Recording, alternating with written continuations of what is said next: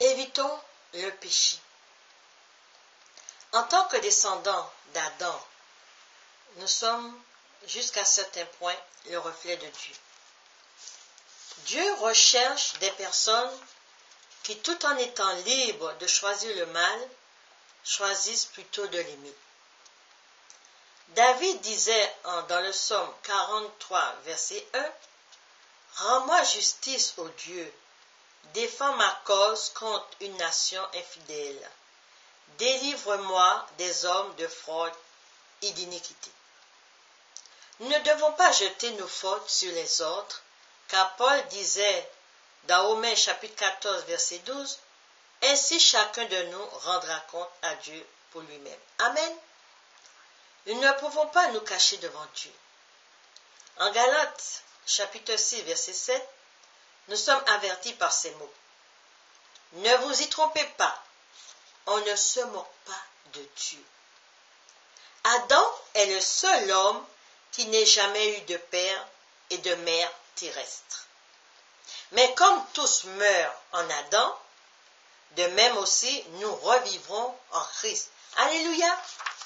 Aujourd'hui encore, Dieu nous place devant des choix. Et comme tous meurent en Adam, de même aussi tous revivront en Christ, nous dit 1 Corinthiens chapitre 15 verset 22. Des mauvaises décisions peuvent nous faire du mal, mais elles peuvent aussi nous aider à grandir pour faire aussi ensuite les meilleurs choix dans notre vie. Deutéronome chapitre 30 verset 19 nous dit « J'ai mis devant toi la vie et la mort, la bénédiction et la malédiction. Choisis la vie afin que tu vives, toi et ta postérité. » Alléluia! La nécessité de vivre avec les conséquences de notre choix nous rend plus prudents et aussi nous permet de faire très attention. Faisons attention à notre choix. Dieu nous laisse libres de choisir la vie ou la mort. C'est à nous de voir où se trouve notre intérêt. Que peut nous donner le monde? Les boîtes de nuit, le bal, le plaisir dans la chair, faisons très attention à nous et où nous mettons les pieds. Dieu cherche une relation avec nous. Il nous montre pourquoi nous sommes effrayés par le péché. 1 Jean chapitre 3 verset 8 nous dit que celui qui pêche est du diable, car le diable pêche dès le commencement. Le Fils de Dieu a paru afin de détruire les œuvres du diable. Amen. Adam et Ève se cachent quand ils entendent Dieu s'approcher. Dieu désire être avec eux, mais leur péché les empêche de se montrer. Sachons que le mal brise notre relation avec Dieu. Sachons que Christ, le Fils de Dieu, la restaure pour nous. Christ restaure quoi? Notre relation avec lui. Amen. En Jean chapitre 15, verset 15, Jésus nous dit « Je ne vous appelle plus serviteur, parce que le serviteur ne sait pas ce que fait son maître. Mais je vous ai appelé ami, parce que je vous ai fait connaître tout ce que j'ai appris de mon Père. » Alléluia! Alléluia! Dieu veut être avec nous. Il nous offre son amour sans condition. Avec Dieu, tout est gratuit. Notre relation naturelle reste la peur, car nous sentons que nous ne sommes pas à la hauteur de ses exigences. Nous devons comprendre qu'il nous aime malgré nos fautes. Dieu nous aime malgré tout ce que nous faisons qui n'est pas agréable à son niveau.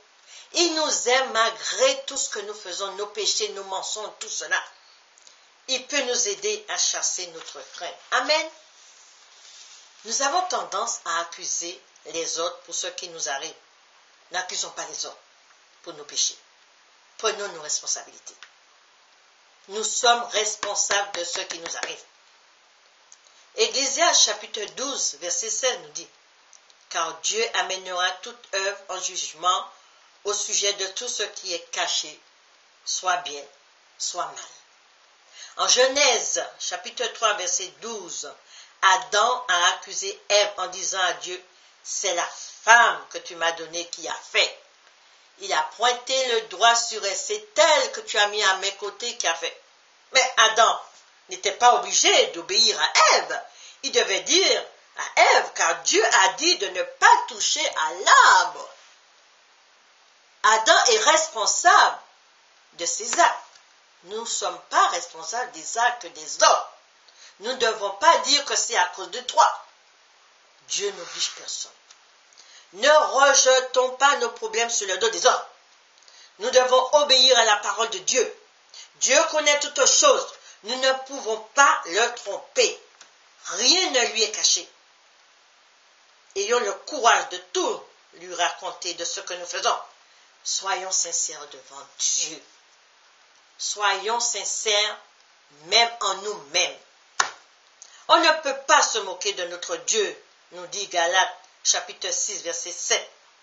Il est tout puissant pour savoir ce que nous faisons, qui est bien ou mal. Amen. Nous devons lui dire tout ce que nous faisons qui n'est pas agréable à ses yeux.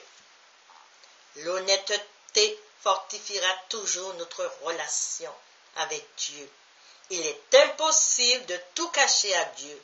Il sait tout, il voit tout. Faisons-lui connaître, lui faire confiance et lui obéir. Faire confiance à Dieu, c'est lui obéir. Sans obéissance, il n'y a pas d'infusion de sang. Amen.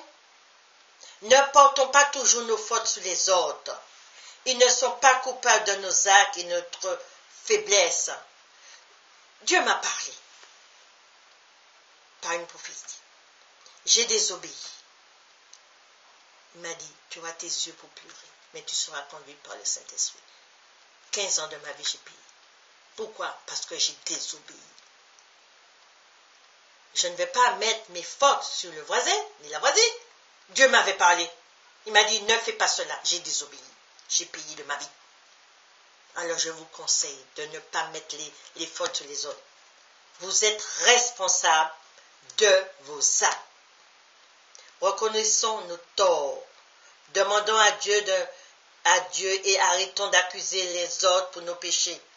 Demandons pardon à Dieu et arrêtons d'accuser les autres pour nos péchés. Nous sommes libres d'accepter.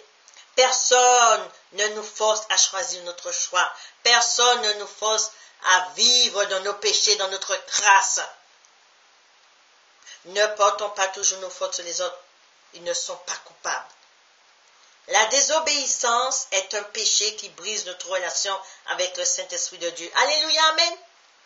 La Bible dit que maintenant, vous étiez éloignés, vous avez été rapprochés par le sang de Jésus. Amen. Alléluia. Éphésiens chapitre 2, 13. Mais heureusement, Dieu est un Dieu de grâce et d'amour, désireux de nous pardonner et de nous combler de tous ses bienfaits. Comme nous sommes dans l'épreuve, ayons cette assurance que notre Père Céleste interviendra toujours pour nous. Attendons sagement la promesse divine de Dieu et espérons toujours en lui. Espérons toujours en lui. Le Père a envoyé son Fils Jésus comme sauveur du monde. Il a tout pris à la croix à notre place. Porter nous-mêmes nos péchés nous montre que nous n'avons pas confiance en notre Dieu. Nous montre que nous ne lui faisons pas confiance. Notre confiance exige l'humilité. 1 Pierre chapitre 5 verset 7. L'humilité pour reconnaître qu'il s'occupe de nous. Amen. Parfois nous croyons que nos épreuves provoquées par nos péchés n'intéressent pas Dieu. Détrompons-nous. Ce qu'il nous demande, c'est une repentance sincère devant lui et un grand pardon. Il portera lui-même tous nos soucis. Abandonnons tout à celui qui chaque jour prie pour nous afin que le péché ne nous accable point et ne rentre pas en nous. Et ce matin, le Seigneur te dit, va et ne pêche plus. Soyez bien.